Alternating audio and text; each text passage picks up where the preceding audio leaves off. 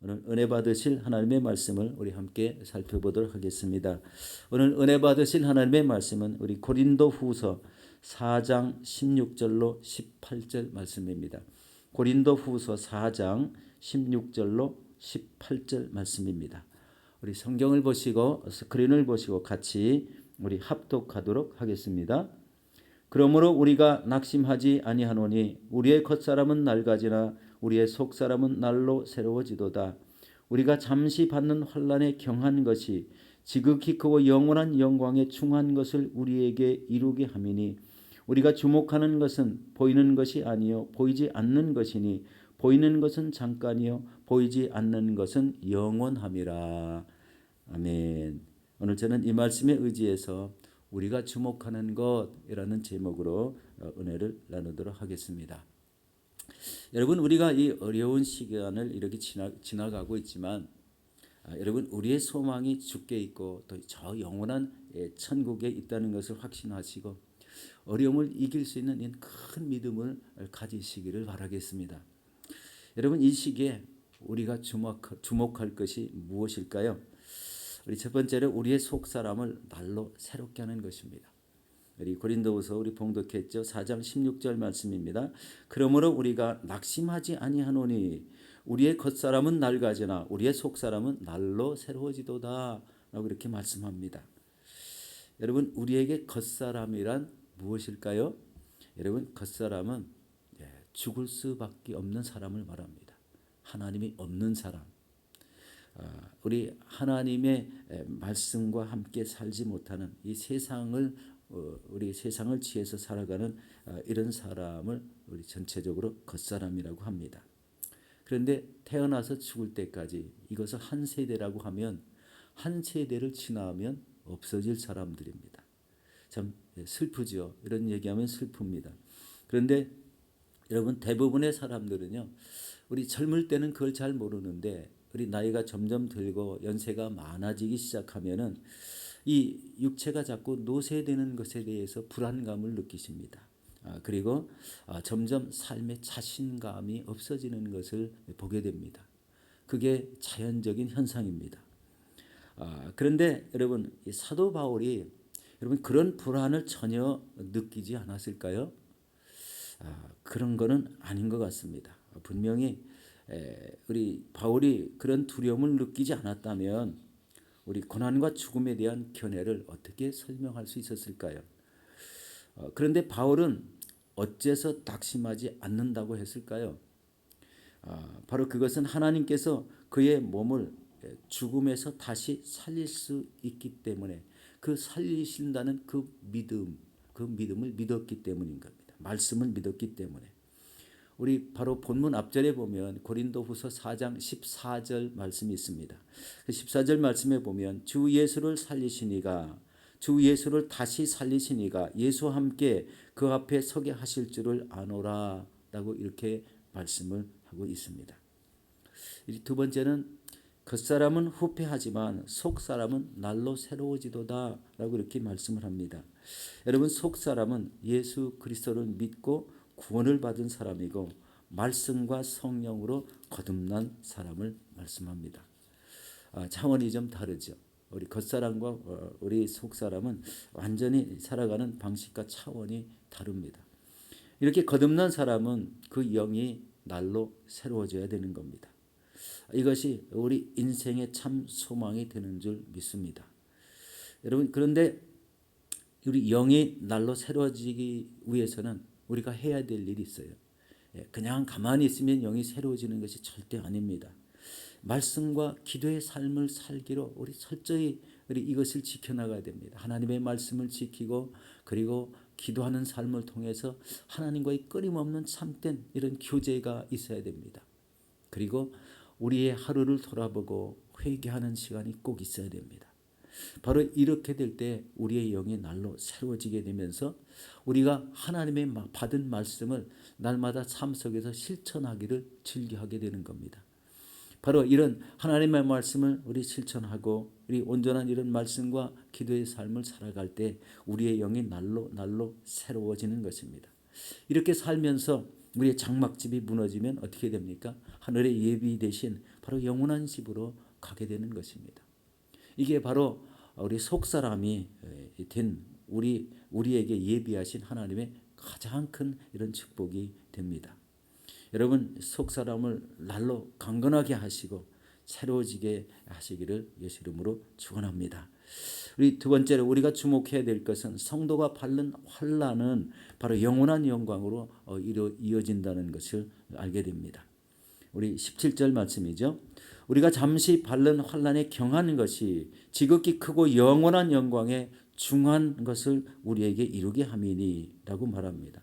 우리가 잠시 받는 환난에 경한 것 그리고 지극히 크고 영원한 영광에 중한 것 이 두 가지로 이렇게 나누어서 말씀을 하시는 것을 봅니다. 여러분 우리는 현재 이 함께 코로나라는 이런 전염병으로 이렇게 어려움을 당하고 있지만 사도 바울은 고린도후서 11장 우리 23절 이하에 보면은 그가 우리 선교 사역을 하시면서 우리 엄청난 이런 환난을 당했던 내용을 기록하는 것을 봅니다. 바로 이렇게 말씀하고 있습니다. 감옥에 갇히고 매도 수없이 맞고 여러 번 죽을 뻔하고 이 세 번 태장으로 맞고 한 번 돌로 맞고 세 번 파선을 당하고 강의 위험, 강도의 위험, 동족의 위험, 이방인의 위험, 시내의 위험 그리고 수고하며 애쓰고 여러 번 자지 못하고 줄이며 목마르고 여러 번 굶고 춥고 헐벗었다고 이렇게 말씀하고 있습니다. 여러분 이거는요 겉사람이었을 때는요 이런 거를 느끼지 못하죠. 사도 바울은 가정이 부유해서 우리 예루살렘에 우리 유학을 올 정도로 그런 부유한 가정이었습니다. 그런데 우리 예수 그리스도를 믿고 하나님이 주신 이 선교 사명을 감당하다 보니까 이런 엄청난 이런 환난을 겪는 것을 봅니다. 그런데 사도 바울은 이렇게 말합니다. 이것은 잠시 받는 환난에 경한 것이라고 아주 가벼운 것이라고 이렇게 표현을 합니다. 이 말씀은 하나님 나라에서 영원히 누릴 영광과 비교하면 이 땅에서 받는 아무리 큰 환난은 잠시뿐이라는 겁니다. 잠시 그 시간이 지나가면 없어진다는 것이죠. 그러면 여러분 성도들이 받는 환난이 어떤 연유로 영원한 영광에 중한 것을 이루게 되는 것일까요? 우리 작은 첫 번째로 환난은 성도를 오직 하나님만을 의지하게 만들기 때문입니다. 우리 고린도후서 1장 9절 말씀입니다. 우리는 우리 자신이 사형 선고를 받은 줄 알았으니 이는 우리로 자기를 의지하지 말고 오직 죽은 자를 다시 살리시는 하나님만 의지하게 하심이라고 이렇게 말씀하고 있습니다. 하나님만 의지하는 것, 죽은 자를 다시 살리시는 하나님만을 의지하는 이런 믿음으로 우리 이기게 만든다는 것입니다. 우리 작은 두 번째는 환난에는 보상이 약속되어 있습니다. 마태복음 5장 12절 말씀입니다. 기뻐하고 즐거워하라. 하늘에서 너희의 상이 큼이라. 너희 전에 있던 선지자들도 이같이 박해하였느니라. 이렇게 말씀하고 있습니다. 박해받는 것은 오히려 기뻐하고 즐거워하라. 사실 이렇게 되기는 어렵죠. 그렇지만 오히려 그렇게 하라는 것입니다. 여러분 하나님 일에 열심히 충성하고 우리 헌신을 하는데 근데 핍박이 오고 오해를 당하고 멸시를 당하고 비난을 받을 때 참 견디기가 어렵죠. 그렇지만 천국에는 그에 대한 상급이 쌓이게 된다는 것입니다. 어려움이 있고 하나님을 일하다가 어려움이 있고 고난을 겹치는 것이 우리 그냥 지나치게 하시지 않는다는 것을 보게 됩니다. 여러분 세 번째로 우리가 주목하는 것은 보이지 않는 영원함에 있습니다. 우리 18절 말씀입니다. 우리가 주목하는 것은 보이는 것이 아니요 보이지 않는 것이니 보이는 것은 잠깐이요 보이지 않는 것은 영원함이라. 하나님께서는요 바로 우리가 어떤 방식으로든지 우리 믿음의 삶을 살 때 우리의 미래를 예비하신다는 것을 말씀하시는 것입니다. 우리 첫 번째로 우리가 받는 환난을 통해서 하늘에 있는 영원한 집을 예비하신다는 것입니다. 이게 믿음의 삶이죠. 선교의 삶, 선교지에서 나가는 어려움, 선교지에서 당하는 어려움, 고난, 고통.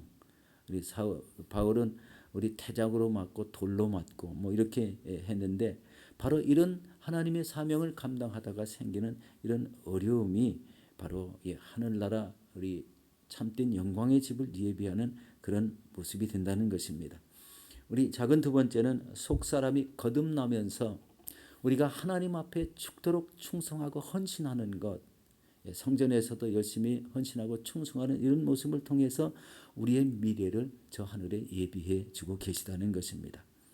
그리고 자신이 가진 것을 기쁨으로 나누어 줄 때 영원한 집이 예비된다는 것을 알 수가 있습니다. 우리 홍콩에 우리 이가성이라는 이 세계적인 이런 부호가 우리 살고 계십니다. 이분은 우리 아시아에서 최고의 부자이고 또 중화권과 아시아 경제에 많은 영향력을 미치고 있는 그런 사람입니다. 이분에게 배울 점이 있어서 소개합니다. 이분은 하나님을 믿는지 안 믿는지는 제가 잘 모르겠습니다. 우리 말씀을 우리 정리하면서 이분의 우리 살아왔던 그 내용들을 보면은요, 하나님의 말씀과 너무 이렇게 근접하고 가까이 느껴지는 이런 말씀이 있어서 우리 잠시 한번 소개해 보도록 하겠습니다. 여러분, 이분은 현재 개인 재산이 30조이라고 합니다. 그런데 이 30조를 모으는 스타트가 우리 세탁소 점원으로 시작을 해서 이런 엄청난 부를 누리게 되었다는 겁니다. 그만큼 검소하게 살았다는 것이죠. 그리고 지금도 5만 원짜리 이하의 구두를 신고 있고 10만 원짜리 이하의 양복을 입고 또 비행기를 타야 될 경우가 있을 경우는 이코노미석을 탄다고 합니다. 절대로 이런 1등석이나 앞에 있는 이런 그런 것을 우리 타지 않는다고 합니다. 삶의 철학이 아주 우리 아끼고 검소하는 이런 삶을 사는 것을 볼 수가 있습니다. 그리고 그가 절약한 돈으로 우리 아시아에서 가장 기부를 많이 하는 사람이다. 어려운 사람들, 어려운 단체들, 이런 사람들에게 기부를 가장 많이 하는 사람이고 특별히 학교에 장학금을 전달하는데 1년에 장학금을 3천억 원을 이렇게 장학금을 낸다고 합니다. 참 어마어마한 숫자죠. 우리 진짜 억소리 나는 이런 금액을 우리 하나님을 위해서 어려운 사람을 위해서 또 학교의 공부를 열심히 하는 이런 사람들을 위해서 우리 사용하는 것을 보게 됩니다.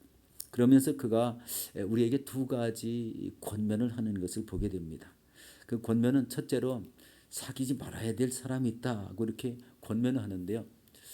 이런 것은 어쩌면 조금 우리와 맞지 않을 수도 있는 면이 있긴 있습니다. 첫 번째가 불효하는 사람입니다. 그리고 사람에게 각박하게 구는 사람이라고 표현했습니다. 그리고 세 번째는 시시콜콜 따지는 사람과는 사귀지 말라는 거예요. 그리고 받기만 하고 주지 않는 사람과는 상대하지 말라는 것입니다. 아부를 잘하는 사람. 그 다음에 여섯 번째가요. 권력 앞에 원칙이 없는 사람, 이런 사람과는 사귀지 말라. 그 다음에 동정심이 없는 이런 사람은 사귀지 말라는 겁니다. 참 우리 삶에 우리 하나님의 말씀과 일치되는 말씀들이 많죠. 동정심이 없는 사람, 받기만 하고 주기를 싫어하는 사람, 이런 사람은 사귀지 말라는 것입니다. 그리고 또 두 번째는 동업할 때 동업하지 말아야 될 사람을 말씀하고 있습니다. 우리 첫 번째가요. 개인의 욕심이 너무 강한 사람은 동업하지 말라. 그 다음에 사명감이 없는 사람은 함께 하지 말라는 것입니다. 그리고 인간미가 없는 사람, 그리고 네 번째는 부정적인 사람과는 동업하지 말라. 그리고 다섯 번째, 인생의 원칙이 없이 사는 사람과는 함께 사지 말라는 것입니다. 그리고 여섯 번째, 감사할 줄 모르는 사람과는 함께 하지 말라라는 이런 원칙적인 말씀을 주고 있는데요. 성경의 말씀과 많이 이렇게 연관이 되는 것을 보게 됩니다. 개인적인 욕심이 너무 강하면 겉사람이 될 확률이 많죠. 그러나 여기 보면은 감사하고 그리고 하나님의 사명을 감당하는 이런 내용들을 보면은 우리 속 사람이 강건해지는 그런 사람이 아닌가 그렇게 생각을 해봤습니다. 여러분 많은 이웃에게 많이 나누어지고 어려움을 겪는 사람들에게 이렇게 선한 일을 감당하는 모습을 보게 됩니다. 이런 것이요 아시아 최고 부자인데 아시아에서 최고로 많이 기부금을 내고 그리고 우리 돈이 없어서 공부를 못하는 이런 사람들의 학생들에게 1년에 3천억 이상을 이렇게 장학금을 제공한다는 것, 우리 쉬운 일은 결코 아닙니다. 바로 이런 것을 통해서 무엇이 생깁니까? 이웃에게 많이 나누어지고 선한 일을 감당했을 때 생기는 우리 하나님의 예비하심, 우리 믿는 사람이라면 반드시 하나님께서 천국의 아름다운 처소를 예비하고 계실 줄로 믿습니다. 우리 사랑하는 성도 여러분, 예수 그리스도 안에서 속 사람을 날마다 새롭게 하시기를 바랍니다. 그리고 하나님 일을 위해서 열심히 일할 때 그 받는 고난과 아픔과 환난은 우리 예수님 의지하시고 견디시고 이기셔서 저 영원한 집을 예비하시는 저와 여러분들이 되시기를 예수 이름으로 축원합니다.